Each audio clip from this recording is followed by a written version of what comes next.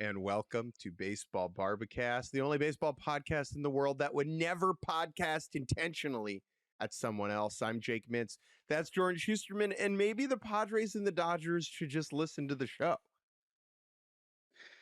Yeah, we try and keep the peace, but every few times during the Major League Baseball season, we have some teams that think differently, and it is no surprise that these Dodgers and Padres in Game 7 of a 7-game regular season series over the course of a couple of weeks, that they were not happy with each other. And yes, Jake, that is going to be our opener.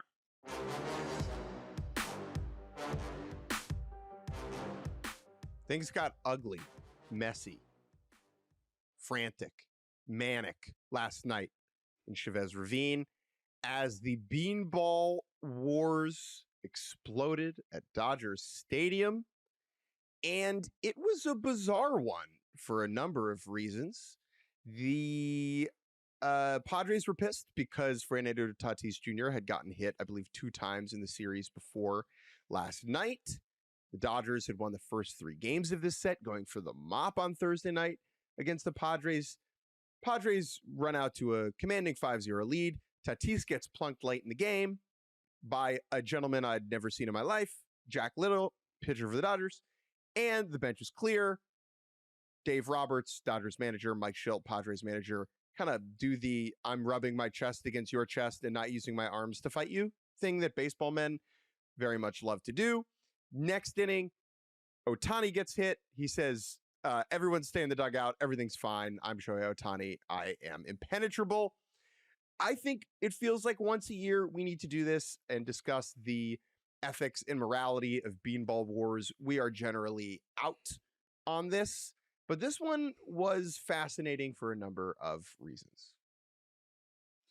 Yeah, and I think that the 2 angles we really need to focus on here, one is, well, as you mentioned, what we kind of have to do every season, which is when teams get involved in these sorts of situations, we as the neutral observers are left to parse and distinguish, okay, why would that one have been intentional? Was this retaliation for this? Was this pitcher, Jack Little, making his Major League debut? Was he being sent up there to throw at Tatis on purpose? Or was he just nervous and accidentally threw a fastball inside and hit one of their best players? And then you'd have Robert Suarez throwing 100 miles an hour at Ohtani's back. He hasn't hit a batter in 3 years. That sure seems like it was a little bit more intentional, but you don't know. Maybe not. Maybe it got away from him. Who's to say? What is different about this situation, and particularly the benches clearing incident, and what I think I want to dig into here, because it's easy to see the headlines, benches clear, bad blood, these rivals, they really hate each other. This specific sequence of events, and particularly how the teams and the 2 sides interacted, really seem to be a lot about the managers. Oftentimes when the bench is clear, you see players going at players or managers going at players, yelling at so-and-so. This just seemed to be the managers being really upset with each other. And when we talk about these teams not liking each other, it is not that simple because, Mookie Betts is just having Jackson Merrill on his podcast. A lot of these guys are friends. But in this case, it does seem like we've reached a point where Mike Shildt and Dave Roberts have a very clear disagreement about how all of this has gone. Tanner Scott, Dodgers reliever, was just on the Padres 25 minutes ago. And you're right that the bad blood stems from the managers. And we've talked a little bit about how Yankees Red Sox has felt subdued in recent years and how I think that has something to do with Alex Cora and Aaron Boone having a relationship. And so the beef can get squashed before it bubbles out on the diamond. This is the opposite of that, where Roberts and Shildt are assuming the worst intent from the other side. And when you assume bad intent, that is how you get situations like what happened last night, where everyone is squaring up and screaming at each other. And I think that in the heat of the moment, I think it is understandable that Fernando Tatis, having gotten plunked 3 times already or 2 times already in the series, is frustrated about getting hit again. And I think the Dodgers should understand that frustration. And I think the same thing is clear when Ohtani gets hit. These are just angry baseball dudes on the diamond yelling at one another in the heat of the moment.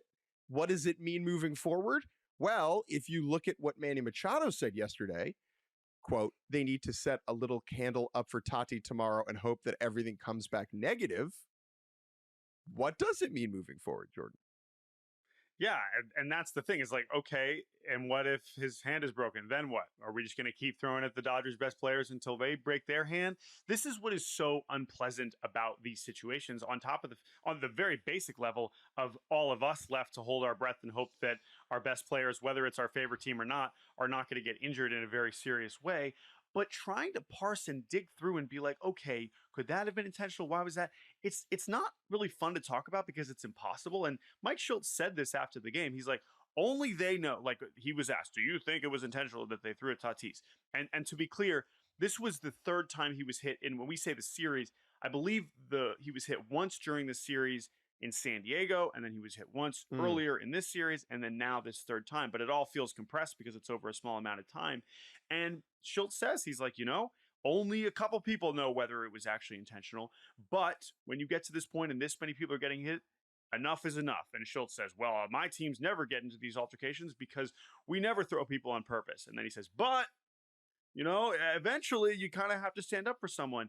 And that's when you get into the mess of like, okay, did Mike Schultz, after he got ejected from this game, somehow communicate to the dugout that Robert Suarez, who, by the way, wasn't even supposed to be in the game because they were up 5-0 and Sean Reynolds couldn't throw strikes to start the inning, so they had to bring in Robert Suarez to close this game out?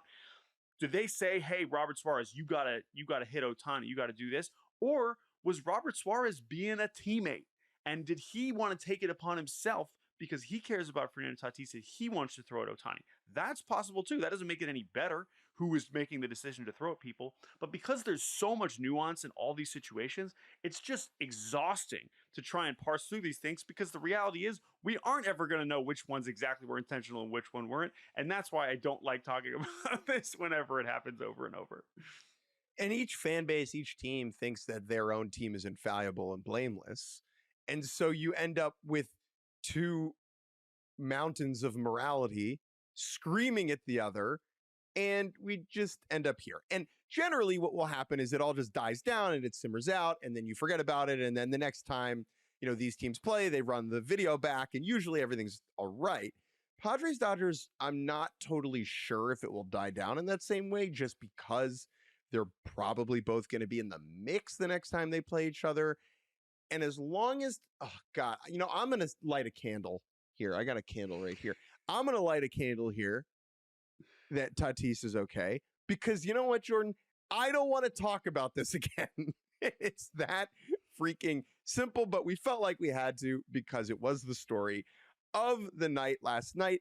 Now, the Dodgers did take 3 out of 4 in this series against the Padres to kind of open up a little bit of room between them and their division rivals in the NL West. The Dodgers now lead the division by 3.5 games, which that's over the Giants, and they are 5 games up on the Padres, which I believe has to kind of be their largest margin over San Diego in quite some time.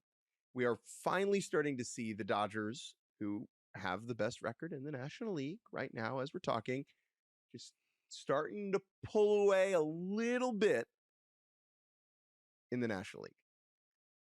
Yeah, I mean, they showed well in this stretch, right? They finally played the Giants. They finally played the Padres, and look at them now. They're right back on top. They've given themselves some cushion. They got the absolute mess of a Nationals team coming to town this weekend, so maybe they can grab a few more wins. But yeah, we're not going to see the Dodgers and Padres play again until August, and that's going to be the same situation where they play 2 series over a very short span.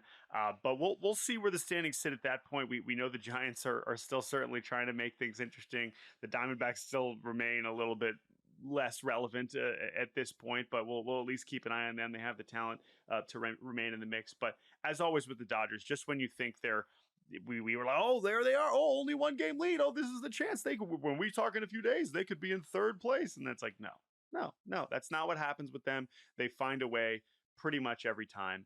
And I will just say the last thing on just all the stuff from last night that was so funny. The 2 things were for Teoscar Hernandez, just basically putting his arm around Mike Schultz, being like, hey, man, it's all going to be okay. And Schultz, Teoscar's smile so contagious that Schultz is even kind of smiling and laughing, like, yeah, I know, dude, but I'm just really not happy with your manager. And then Ohtani just wearing 100 on the back and then basically telling his dugout, like, guys, we're not doing this anymore. Like, sure, fine, they hit me, that's fine. He's like walking towards the Padres dugout, just like smiling and giggling, and Jose Iglesias is giggling back. And it's a reminder that these are all very specific segmented situations involved with very individuals, and unfortunately in this case the players are the pawns and the managers seems to be the ones that are having the biggest issues. But the Dodgers are eternally entertaining, and the Padres, I know, is a frustrating few weeks for them, as they probably wish they had kind of gained a little bit more ground. So you remember a couple of weeks ago when the Dodgers rolled in to Queens to play the Mets, and we said they have 26 straight games coming up against teams above 500. It was, I believe, 7 against the Mets, 3 against the Yankees, a bunch against the Padres, the Giants, the Cardinals were mixed in there, the Guardians, when I hung out with you, which feels like 3 years ago. And that stretch is now over. That 26-game stretch is now over, and the Dodgers went 15-11. That is tied for the 4th most wins in baseball over that span. And I think it's pretty fair to say that, all things considered, this run was a success for the Los Angeles Dodgers. They have made it through this gauntlet in the schedule, and I think they are in a more comfortable position today than they were when it began. And they had a lineup, I think it was last night, their starting lineup was just exactly what the Dodgers lineup is supposed to look like. Yeah, well, in terms of the production, because I thought the Dodgers lineup last night was actually different than we've seen. And that is kind of, this is something that we started to see way back in Cleveland, which is like, I know Conforto homered that series, but it was like, is Conforto losing his playing time? And does Will Smith need to be batting third? I believe last night was the first game that Will Smith started against a right-handed pitcher batting third. Because, we're so used to having the Ohtani, Betts, Freeman at the top of the lineup, but Will Smith has been so good that they finally decided to move him up. Again, I know they lost that game, and I know Will Smith got pinch hit for, and they, probably could have used him at the end of the game when rookie Dalton Rushing was up. I know he got screwed by Marvin Hudson. I know all those things are true. But no, I hear what you're saying. I think that, and in general, to your point, like, for them to be able to go comfortably above 500 over this stretch, and now you look ahead and you've got Nats, Rockies, Royals, White Sox coming up. Okay, like that's your gift here, is that now you can, probably cruise a little bit easier, and you got Ohtani back, which is exciting. Maybe you have some of your other pitchers closer to coming back, even if Roki is not one of them. I think that they definitely have to feel like they're in a pretty good spot. 2 more Dodgers things before we take a break. 1, the Dodgers bought the Lakers. Does this mean that baseball is more important than basketball forever for the rest of time? Absolutely no. Here's the deal. We don't know what kind of impact this is going to have moving forward. It is relevant because it is the Dodgers being successful and well run enough from an ownership perspective that the leadership group feels like it can diversify or expand its reach and purchase the Lakers. If I'm a Lakers fan, I am amped about this. The Dodgers have been the most consistent franchise in baseball since this ownership group bought the club, I believe in 2012 or 2013. And the Lakers, to my understanding, have been a bit of a disorganized mess at times. Now, look, we can have a conversation about ownership in sports and whether you want teams to be owned by these enormous private equity groups or by, a family that discusses who they're signing at Thanksgiving dinner.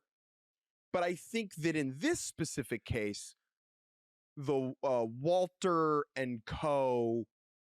group is very confident and will make the Lakers a better run franchise. Now, how the financial advantage of this ownership group manifests in basketball, where the salary cap is a lot more restrictive and the aprons restrict you from doing various transactions, I can't speak to that. There are many places here at Yahoo that can better than us, but I do think that we have a unique understanding of the ownership group here and believe that this is a good thing. Yeah, and right, we'll leave it to the basketball pods to discuss exactly what this could empower the Lakers to do that they couldn't do before. But in this case, just in the oftentimes when teams get bought by rich people, the fans are like, maybe you're saying bye to an owner that sucked and you're just excited, but you also don't know what to expect.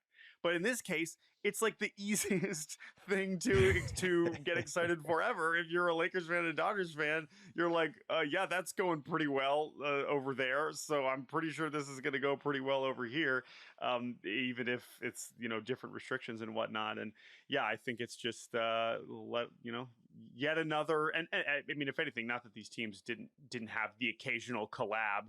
I'm sure we'll, maybe see Shohei at a few more Lakers games. Maybe we'll see a few more. There's all kinds of opportunities here, but it's probably also doesn't hurt that, Luka Doncic just fell in their lap and they can, buy the team that even once LeBron retires has Luka for the next however many years. So again, we're going to leave it to the basketball pods, but this feels like good news for Lakers fans.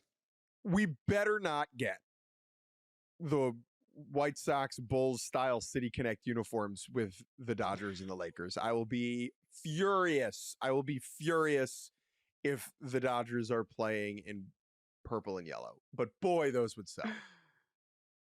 Yeah, I kind of want to go the other way. I think we should have the Lakers playing in baseball pants. Have Luka wearing a baseball jersey and baseball pants and, nice cleats. Good setup. Yeah, probably a terrible idea. Anyway, cleats. Cleats. Yeah, we'll do cleats. What's worse for probably cleats. That seems like a terrible idea for everybody involved. Anyway, yes, Dodgers by the Lakers. What a surprise. Mark Walter is a rich, extremely rich person. Congratulations to him. The other thing that happened with the Dodgers yesterday is that they told ICE to buzz off. If you don't live unless you live, underneath a rock, you are aware that there have been protests in Los Angeles over the last couple of weeks regarding the Trump administration's utilization of ICE to round up immigrants, citizens, etc. We are not necessarily qualified to talk about this in an in-depth manner. We know what's going on. It is disturbing. It is disheartening. It sucks.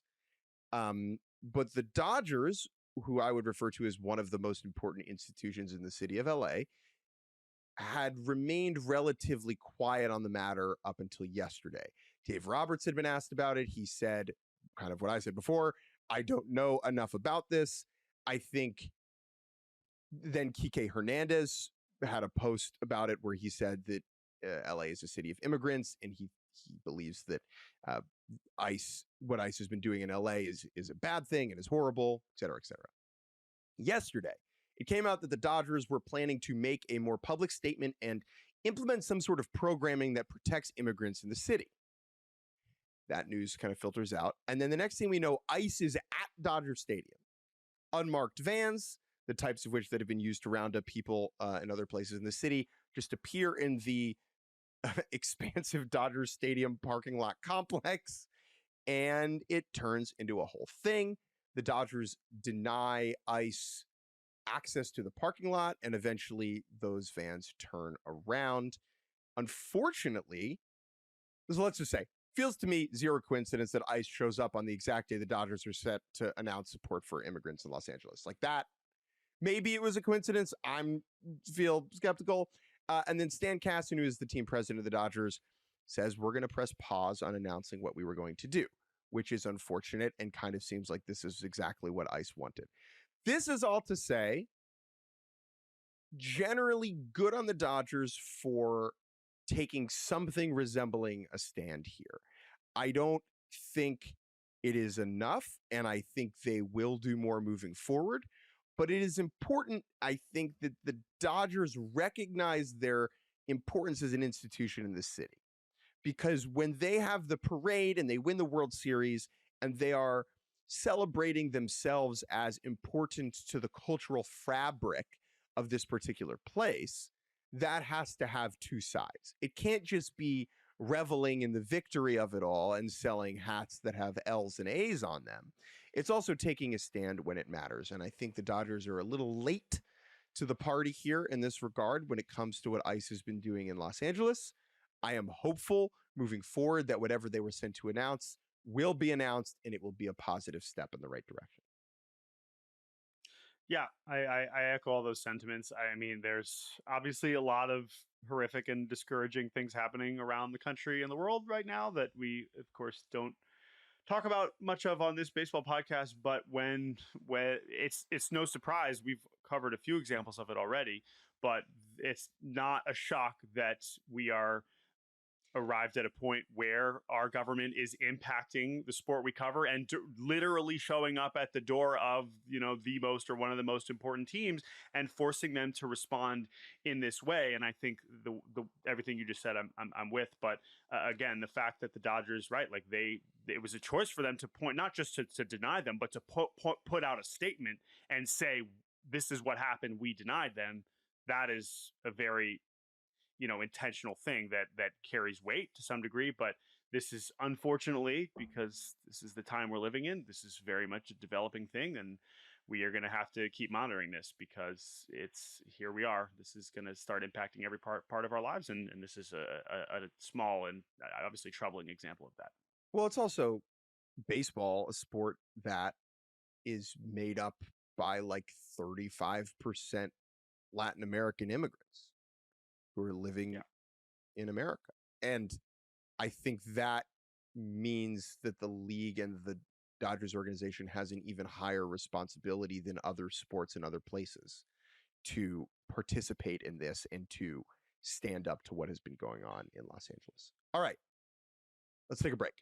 And when we get back, we'll talk about the Braves sweeping the Mets and how the NL East is a weird place to be right now. We'll talk in a sec. And welcome back to Baseball Barbacast.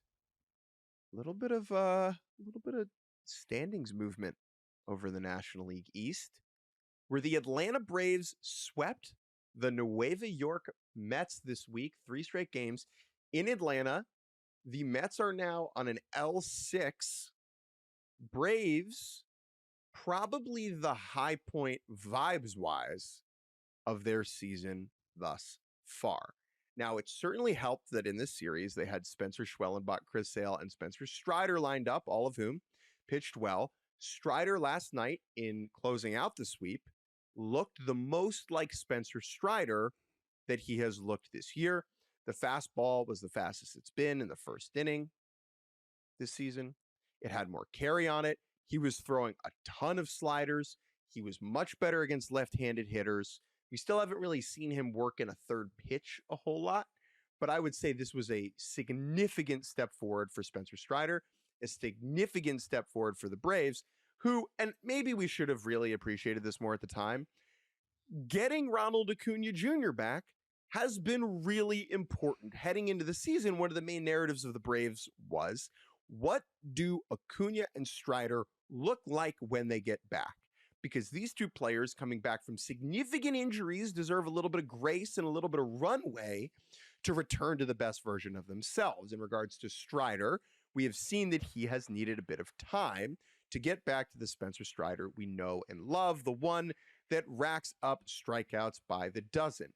Acuña, on the other hand, has not stopped at go. He has not collected $200. He is headed straight to putting pitchers in Monopoly jail. So we talk about how Strider, as you mentioned, it took him a few starts. I mean, he was bad. I mean, sure, he was throwing kind of hard, but the results obviously weren't there. And when Acuña homers on the first pitch he sees of the season, you're like, oh my God, he's totally back. And he kept hitting and he kept slugging. But I will say there was a bit of an adjustment period in his contact rate. What was so amazing about Acuña when he, won the MVP a couple years ago is that he just kind of stopped striking out. He had basically been striking out, more than 20% of the time for most of his career. And then suddenly in 2023, his strikeout rate was in half. Now, this year, if you look at his strikeout rate, you see it's about in line with his career line, not like 2023, he struck at 22%, but he was striking out a lot. For the first couple weeks, it was a lot of slug, but he was whiffing quite often. And then about a week and a half ago, he stopped doing that. And now he has 1 strikeout in his last, I think, 10 games or 8 games. And the slug is still there. And now he's starting to draw walks again. and all the underlying stuff is unbelievable. And it's just like, I mean, he reached 100 plate appearances for the season last night, and he's got a 225 WRC plus, which is the same as Aaron Judge. So I don't know like how high Acuna is going to be able to climb on the NL MVP when you start your season as late as you do, but he's just immediately been one of the best hitters in the league, which we've seen before, and now is just a huge deal if the Braves have that again. Ronald Acuña Jr. is ranked where in Fangraphs war for outfielders in baseball? Where do you think he ranks? He has played in 24 baseball games this year. Where does he rank amongst all outfielders in wins above replacement on Fangraphs? What is your guess? Again, knowing that he has, as I just said, a 225 WRC plus, knowing that he's playing right field, I don't know what his defensive metrics have been. I don't really know how he's looked out there. I'm going to guess like 10th. 16th. Okay, he is 16th. He has produced 1.9 wins above replacement, which is tied with Juan Soto. Okay, with Juan Soto. Now, they get to their value in different ways. Juan Soto has been a lot better recently, but per Fangraphs, Ronald Acuña in 24 games has been just as valuable as Juan Soto has been in 74. Acuña is ahead of Jung-Hoo Lee. He is ahead of Cody Bellinger. He is ahead of Javier Baez. He is ahead of Trent Grisham. He is incredible. He is sensational. He will only continue rocketing up this leaderboard as he collects more and more playing time.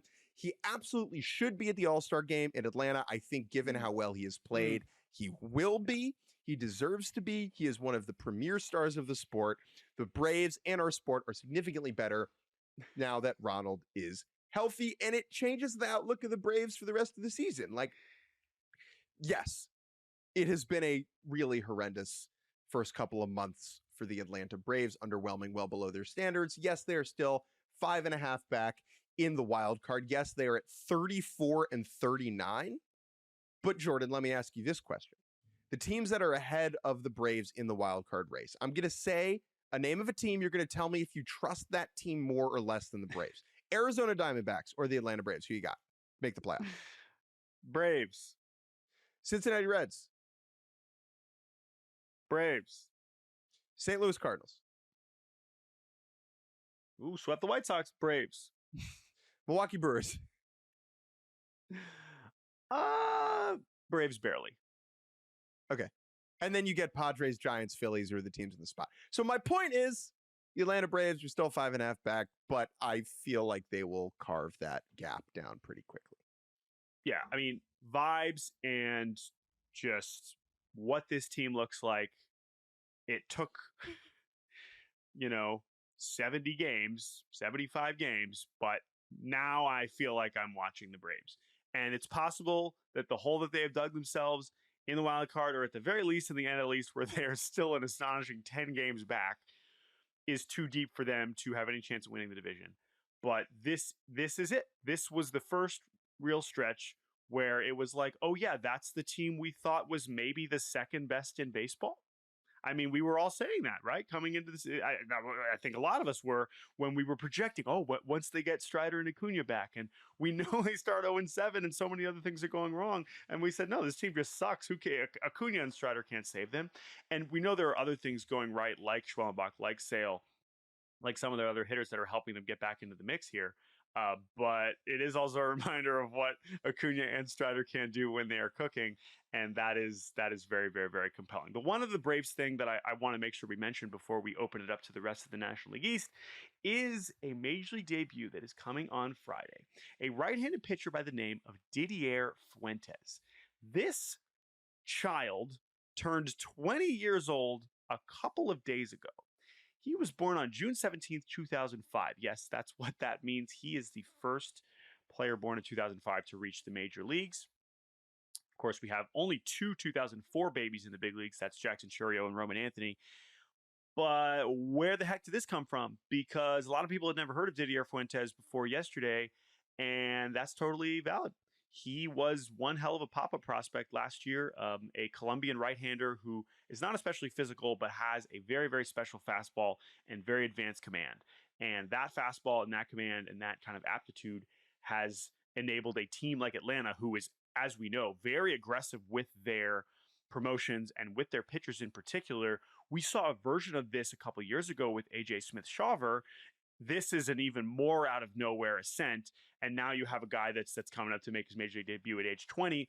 Only Julio Urias, Felix Hernandez, and Edwin Jackson younger than Fuentes at the time of their major league debut as a starting pitcher. That is absolutely astounding. Now, just to be clear, this is not replacing anybody in the Braves rotation right now. Everyone is healthy and pitching well. That's Schwellenbach, that's Strider, that's Sale, that is Bryce Elder, and then it is Grant Holmes, of course, who is also still pitching quite well. But they wanted to give all those guys a kind of an extra day of rest, so we're going to have Fuentes starting against the Marlins on Friday. So just an amazing ascent. I am, again, excited to know more. I don't know how much we should really expect from him to be in the big leagues after Friday, but it is a cool story. Anytime you can get to the big leagues that quickly, it is truly, truly remarkable. First Didier in MLB history, and Jordan, I do believe it is Didier and not Didier. Okay, I think it's somewhere in between. I mean, he's not French, he's Colombian. I think it's something close. Well, I believe we should refer to him as Didier Fuentes. Yeah, so we'll get that pronunciation on Friday. But yes, he is again was on no top 100 list coming into the year. No, but was like very deep on the Braves list, and now here he is, age 20 in the big leagues. How good does Didier Fuentes need to be to surpass Didier Drogba on the most famous Didier athlete list? So good. Isn't Drogba one of the more successful soccer players of the past 20, 30 years? He was like one of the first soccer players I like knew to be like cool and in his prime when he was on Chelsea. And I was like, what's the sport on the doing? Oh, Drogba, this guy seems cool. So I don't know. But anyway, Fuentes, I'm very curious to see what that major league debut looks like. And yes, the Braves are going to Miami this weekend, and then more Mets games next week, 4-game series in Queens. So lot to dig into with the NL East. Anything else you want to cover in this division?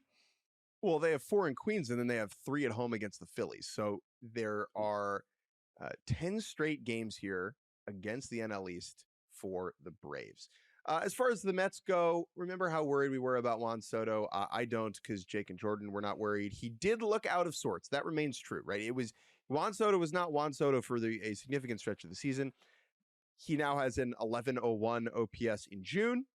He got his 1,000th career hit last night, which is a great reminder that like he probably won't get to 3,000 hits because he walks too much, but he totally could because he's Juan Soto and he debuted when he was 7 and is going to be under contract for 15 more years. Juan Soto is sensational. I think the Mets are having just a bit of return to equilibrium with their pitching staff. I think what this group has done with its pitching is real and does deserve a lot of credit. But at the same time, when you're rolling out Paul Blackburn and like that, and Clay Holmes is starting to show a little bit that the transition from the bullpen to the rotation is going to hurt as the season goes on, right? Like he's not used to this amount of bulk. I'm not concerned. I'm not worried. I do think the Mets really need to get Montas and or Manaea back, and that will kind of provide the boost that this rotation is looking for. However, things will not get any easier for the Mets as they head to Philly this weekend, and they will have Zach Wheeler tonight on the mound at Citizens Bank Park. Elsewhere in NL East gobbledygook, the Phillies just took care of the Marlins down in Miami. Kyle Schwarber with a couple more home runs. God, he is such a delight. He fires me up. We'll talk a little bit more about the Nick Castellanos situation later. Don't you worry. The Washington Nationals, however, heading into yesterday, were carrying in their pocket an L11, which looks like 3 1s if you lowercase the L. And thankfully for them, James Wood walked off the Rockies to avoid a mop at the hands of the Rockies. It is James Wood's 20th homer of the season, his second of that game.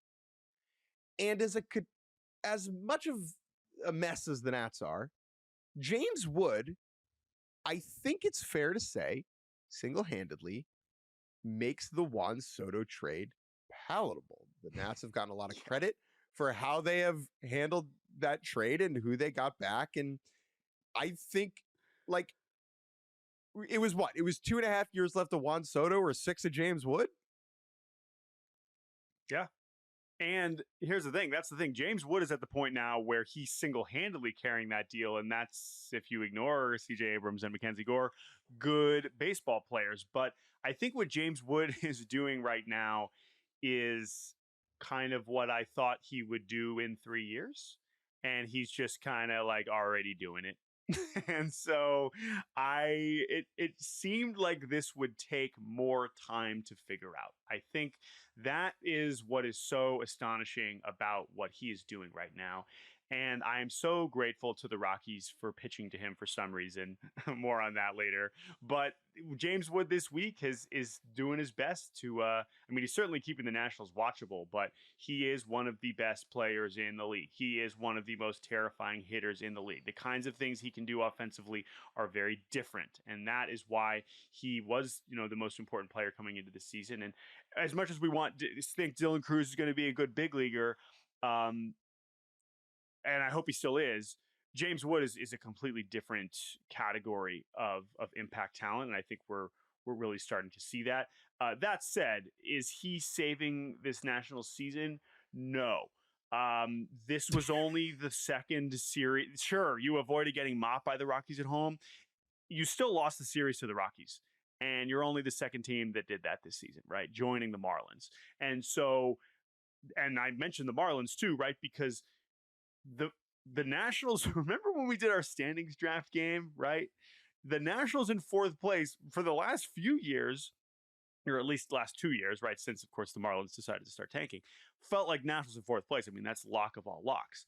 But now here we are, and they are dangerously close to the Marlins. And when you consider the amount of talent that the Nationals do have, that is really embarrassing and says a lot about whether, again, I know Davey Martinez, whether it is the coaches, whether it is the players, whether it is the front office. So I don't care how we got there. This team can't be this bad. It's a results-based business. And we had a whole story this week where Davey Martinez was asked if any of the lack of development at the big league level falls on the coaching staff. And he said it's never the coaches. And then people were like, okay, well, then what is it? Is it the players? And he was like, it's not the players either. And it's, well, okay, you can't suck for this long. This is a results-based business. And I don't think that Davey Martinez and GM Mike Rizzo have delivered the results. What they are going to do, what they have done and will do forever, is say, we won the 2019 World Series, so you have to trust us. We know what we're doing. And I think that that is fair to a certain extent, that the results have been there in the past. Do I think that Mike Rizzo is capable of building a sustainable contender right now with this Nats team? No, I don't. I think he can identify high-end talent, and I think the Juan Soto trade is a massive win, a win for which he deserves a whole lot of credit. That is a truth in a bucket. Here is another truth in another bucket. I don't think he can supplement what they have right now to turn the Nats into a consistent contender moving forward. Davey Martinez and his coaching staff, do I think that they can develop players at the big league level to get the most out of them? That I'm a little bit more TBD on, just because I want to see more runway for players like Hassel and Cruz to make that assessment. I think what's happened with Mackenzie Gore is awesome and a huge win and notable. I have zero faith in Keibert Ruiz. As you know, I'm the lowest in the room on that guy as a player. I think that the general consternation about the Nationals right now is legitimate. This year, given the enormous success of James Wood, they should be closer in the standings. There should be a conversation right now about the Nats at the deadline. Should this team be going for it? Should they be selling? Like, that is what it should be, not, oh my God, we just lost 11 games in a row, including 3 of the Rockies. This season has been a failure. Full stop. Simple as. I'm curious your thoughts on it, Jordan. Yeah, I think that that's all fair. And as you mentioned, like, Davey, either through Mike Rizzo, who defends him and says, like, I'm not thinking of firing him. He won the World Series. None of these other guys that got fired recently have won anything, but Davey has. It's like, okay, that's true. And I do think that trade that he made for Juan Soto is, of course, one of the great trades that we've ever seen, and they are going to continue to benefit from it. But that should be all the more reason that Rizzo should be taking more heat. Because sure, you could say, oh my God, if they hadn't done that, they would be so bad. But it's like, you did that well and you still suck. You're still going backwards. That's even more of an indictment. Like, great, I'm so glad you have these core pieces, but the fact that you can't build around them, you should be getting all the same, even more, hate than Pittsburgh and the teams that have like the one pillar, like Paul Skeens and no money. This also comes back to ownership too, right? And so that's the other part of it too, is clearly the learners are more okay with just kind of letting this go on and on and on. And that's, I think, just disappointing, frankly. And I think that is why Nats fans are kind of tired of this, because there are pieces in place on both sides of the ball that a lot of teams are very envious of. And you should be making the most of that. I know it's a tough division. It's not like we were expecting them to make the postseason this year, but you certainly shouldn't be going backwards. I think there is absolutely no denying that. Jake, let's take a break. When we return, let's return to Omaha, Nebraska, check in on the College World Series, and then give you the good, the bad, the ugly. We'll be right back. Welcome back to Baseball Barbacast. For those of you watching on YouTube, you can see that I'm now I'm putting my Omaha hat on, literally. I just got back from Nebraska yesterday from the College World Series, which has 2 teams left in it. The finals will begin Saturday evening. Coastal Carolina Chanticleers, not Chanticleers, Chanticleers, against the LSU Tigers. And we'll preview that finals in a quick second, but we need to talk about how we got there first. The semifinal game between LSU and Arkansas, which I was in the building for, was one of the most remarkable baseball games that I have really ever seen. Arkansas needing a win in that game to stave off elimination. There would have been one more game between LSU and Arkansas to reach the finals. Arkansas is winning 5-3 in the 9th inning of a topsy-turvy back and forth affair. 1 out, error, walk, weird fielder's choice, line drive that you've probably seen off of left fielder Charles Davalon's shoulder. Ball squirts away. Tie game. Pitching change. LSU walks it off. Complete heartbreak. Total, just debilitating, disheartening loss for the Razorbacks. And the context here for this team is important. Arkansas is probably the most accomplished program in college baseball history to have never won a College World Series. They're right up there with UNC and Florida State in that regard. Arkansas in 2018 was 1 out away from winning the College World Series. There was a pop-up down the right field line that fell in what is now known as the Arkansas Triangle between the first baseman, second baseman, and right fielder. Oregon State ended up coming back to win that game and then won Game 3, and this had a similar energy to it. Jordan, when heartbreaking losses like this, which had a Yankees World Series Game 5 5th inning energy to it, when this happens at the college level, it carries a little bit more heartbreak to it, right? So much more. And I think, the Yankees 5th inning is exactly what it's like, because from a just series of unfortunate events in the same inning, it's not just that they lost the game, is that all of those things happened in the same inning was so hard. But to your point, the double context of Arkansas's history, Arkansas, because the other part is you say, oh, well, Yankees 5th inning, that was in the World Series. This wasn't even in the finals. If Arkansas wins this game, they have to play LSU again, and then they have to beat this amazing Coastal team that's won 26 games in a row. Oh, they weren't guaranteed to win at all. And that's true. It was a long road for them from here. But Arkansas was still, I think, pretty clearly the most talented team, and they could have done it. They could have kept going, and this felt like the year for them.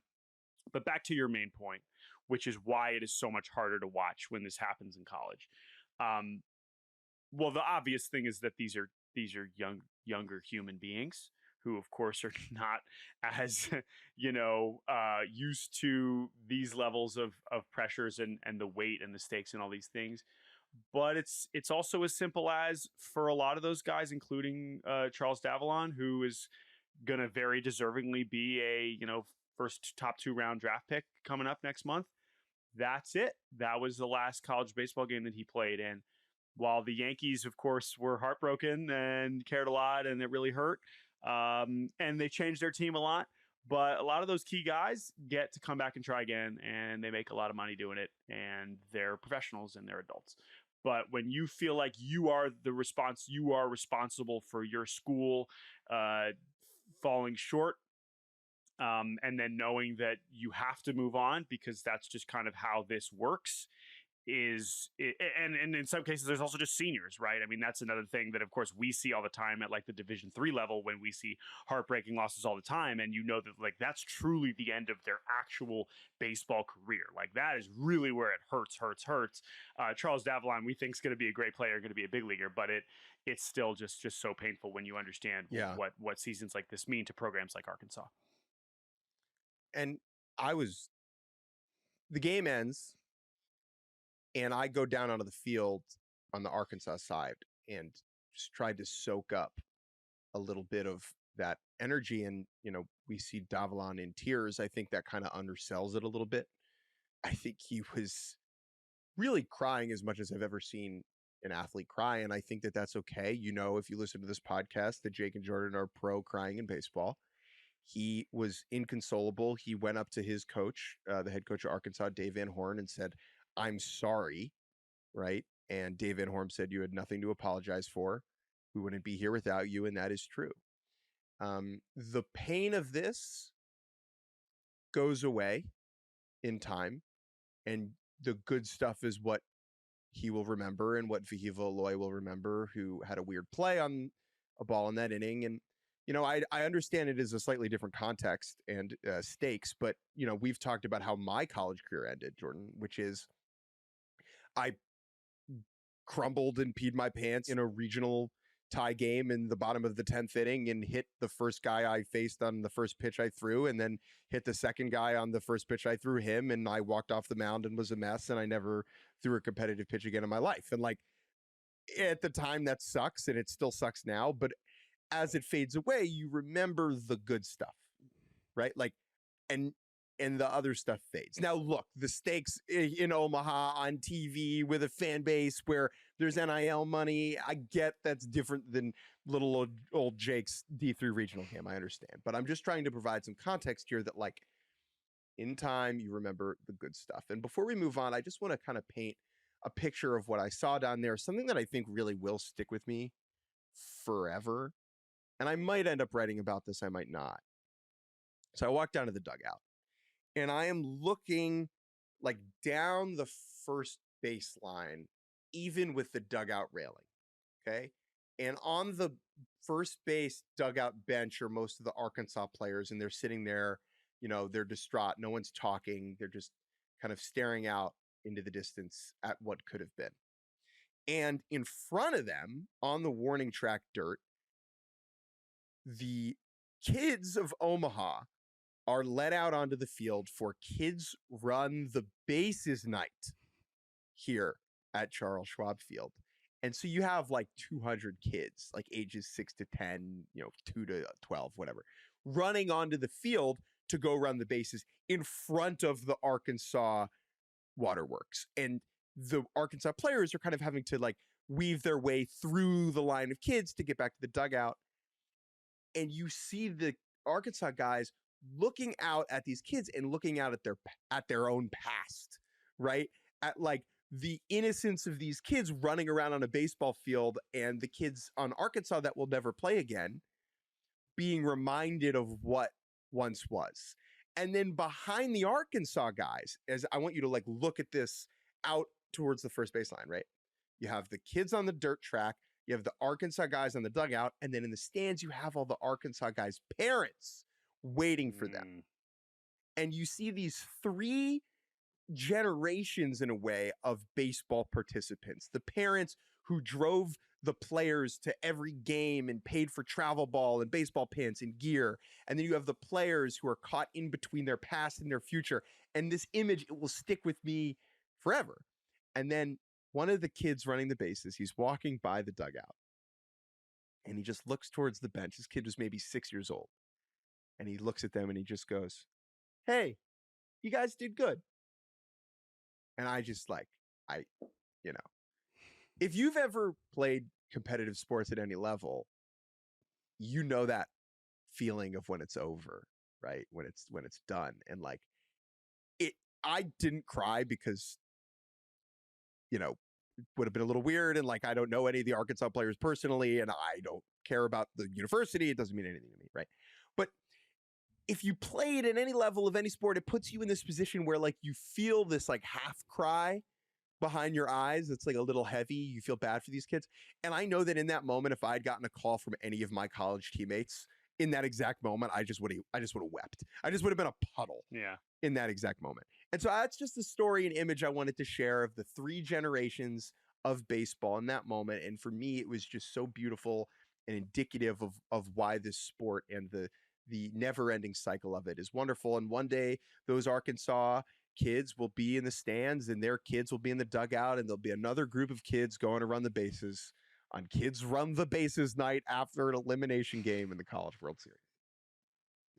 Yeah, and man, I feel like we should just end the pod there, but we still have a lot of fun stuff left. Yeah, I'm glad you mentioned that. I know there were some people, as you kind of hinted at there, that were not happy that this is what was happening and the timing of that. I think that's kind of fair that it's no, how disrespectful, you should let these guys deal with it. But I think the picture you just painted is also perfect. It's entirely fitting that is kind of all overlapped in this weird sequence of baseball joy and sadness. I think that is a good way to paint the picture. Quickly, just before we go to Good, Bad, Uggla, I'm very excited for this national championship. One of the cool things about the College World Series when it works out this way is that they're fully rested.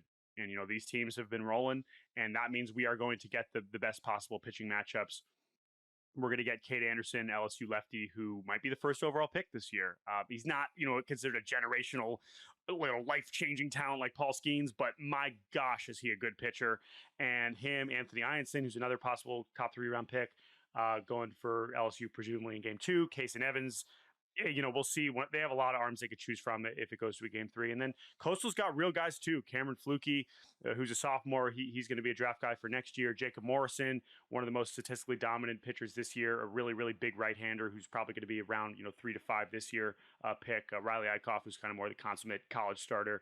So Coastal hasn't lost since early April. So I picking against them feels foolish at this point. But if 26 in a row, which is a record for biggest winning streak going into the College World Series finals, which no surprise there. So we'll see if they can get it done. And there are a lot of fun storylines here. Coastal, of course, won in 2016 against Arizona, who was coached by Jay Johnson, who's now the LSU head coach. So a lot of fun narratives here, and it should be a great College World Series finals. Cool to have the LSU, the powerhouse against a mid-major powerhouse. It should be a really, really good series. So we obviously encourage you to tune in. But all right, Jake. It's Friday. We've already talked a lot, but we still have more fun stuff left on this Friday edition, and that's because it's time for the good, the bad, the Uggla.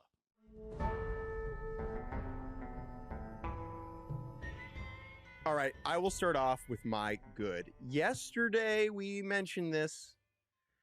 James Wood, walk-off home run, 2-run shot against the Rockies to win the game for the Nationals. But afterwards, Rockies manager Warren Schaefer is asked, hey, you had an open base and James Wood up as the winning run and you pitched to him? He already homered on the day and the other Nationals aren't very good. Why didn't you walk him?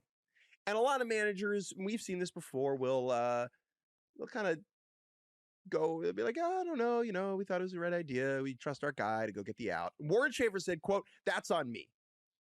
I think I can look myself in the mirror better if we're losing to Garcia. It's not like I don't trust Seth Halverson to get him, but I probably should have put him on." Yes, Warren Schaefer. Yes, admitting your mistake, saying sorry, that is good. I hate it when managers are not just you know what? I messed up. Saying that you messed up. Just say you messed up. Say sorry, admit fault, and move forward. And I bet Rockies fans who have had very little to appreciate this season appreciate this blast of energy from their skipper. Amen to that. Go Rockies, go. My good this week comes courtesy of Colin Beasley, who covers the Pirates for the Pittsburgh Post-Gazette. And I believe he was in Altoona covering a AA game where the Richmond Flying Squirrels, the Giants AA affiliate, were in town. And the Giants AA affiliate bullpen posted a sign in their bullpen kind of directed at the fans asking for baseballs. And here's what the sign reads. It says, "We cannot give you a ball. We just traded for Devers, and he costs a lot of money. Foul balls, yes, we can hook you up." And then it says below it, this is kind of like words of wisdom. "It's better to be seen, not heard. Be cool, and we'll be cool back." This is just outstanding stuff all around. Thank you to Colin for this tremendous reporting. And the photo of it is great. The smirk from the Giants reliever in the back, who I'm not sure who it is great. And everything about this is awesome. We cannot afford to give you baseballs because we have to pay Rafael Devers is so funny and wonderful. This is just so like, I feel like I haven't had enough of just like wholesome minor league content in my life. And this is it's perfect. Very good. The reason I love this too is that the logic doesn't make sense for you and me, right? Because we know that the financial amount of giving a kid a ball like doesn't play, whatever, who cares? But as far as it goes for the kids who are screaming, this logic plays for an 11-year-old, right? You're like, oh, well, I can't afford to give me a ball. That's fine. Hey, buddy, did you get a ball? No, they can't afford it because of Devers. It's so perfect. So, sorry, I don't have I actually do recognize some names here on this Flying Squirrels bullpen, but I will save people the time because then I'm just going to start naming people that nobody knows except for me. All right. From the good to the bad. What was bad for you this week, Jake? Nick Castellanos was benched. He was sat after being pulled from a game against the Marlins. Castellanos reportedly snapped at his skipper, Rob Thompson. And then the next day, he was sat down and told, "You don't start today." Snapping, I believe, his 236th game in a row, which was the longest streak in Phillies history since Pete Rose, and one of the longer streaks in baseball. And something that Nick Castellanos like really cared about and cares about. And I think that's why this was particularly an ouch for Castellanos. What made it even worse is, do you know where they were? Miami, where Castellanos is from. And I would imagine that there was a part of Nick saying, "You did this in front of my people, my 305ers. That's even worse. The impetus of all of this is that Castellanos was pulled from a game for defense because Nick Castellanos is bad at defense. And the Phillies had Johan Rojas on the bench, who is maybe the best at defense, certainly on their team at outfield defense. And so pulling Castellanos, moving Brandon Marsh to a corner and putting Johan Rojas in center is something that 95% of managers would do. Now, Rob Thompson, to his credit, I guess, has been reluctant to do this. He has not pulled Castellanos late in games for defense, which is I would say, sign of respect to Castellanos as a veteran, and maybe not the best move if you're trying to win baseball games all the time. But Castellanos did not appreciate it. And after the game, I believe the other day, this is via Charlotte Varnes over at The Athletic, quote, "I told Dave to start giving me a packet with all my numbers so I can understand it. That way I know how to be competitive with it." This is what is silly. Nick Castellanos is bad at outfield defense. In fact, he is maybe, bottom 5 in the league at outfield defense if you go by outs above average. Now, the way that the Phillies are constructed, they need to play Castellanos in the outfield every day. They need to convince Nick Castellanos that he is good at defense, because if Nick Castellanos has to go play defense every day and thinks that he's bad at it, he's going to be even worse at it. And so you understand why it is important for the Phillies to pump up Casty's ego as a defender. That being said, Casty, it's not if it's the question is not whether you are good at or bad at defense, it is whether you are better or worse than Johan Rojas at defense, because that who is coming in for you at the end of games. I think all of the stuff about Devers being selfish and not playing a position, this fits into that bucket too, where like Castellanos as a vet should swallow his pride, understand his limitations, and let Johan Rojas track balls down in the last 2 innings of the game. It is not an indictment of you as a person or as a hitter. It is merely a recognition that you are not the best outfield defender on your team. It is all weird. It is all bad. Do I think it matters for the Phillies long term? Not really. Do I think that Nick Castellanos will be on the Phillies next year? Talk about that later. This is just so freaking funny. That's all I have to say. My bad this week is whatever the hell was going on in Detroit on Thursday. After a rain out, the Pirates and Tigers were supposed to play a doubleheader. Everyone was mad at the start of the day because Tarek Skubal and Paul Skeens weren't pitching in the same game. Yeah, that's disappointing. Whatever. Guys, we'll get it in the World Series. Okay, relax. Tigers. Okay. Anyway, why is this bad? That is not bad. I mean, it is bad, but it's not more bad than Dennis Santana, Pirates reliever, swinging at a fan. That's very, very bad. Seemed like the vibes were just terrible in Detroit yesterday. The Pirates ended up winning the second game. Tommy Pham, people were screaming at Tommy Pham. Tommy Pham got some fans thrown out. AJ Hinch got ejected. Nobody was having a good time in Detroit yesterday. And Dennis Santana swinging at a fan, that's just bad. That's bad. It's pretty bad. I don't think I have to explain this any further. And again, in situations like this, I'm sure that there are fans saying things that are completely not okay. And it's not like I am condoning that. But that doesn't make this reaction good. So it's bad. You know how many big league players have not swung at fans? Most of them. Yeah, Dennis Santana joins Anthony Rendon.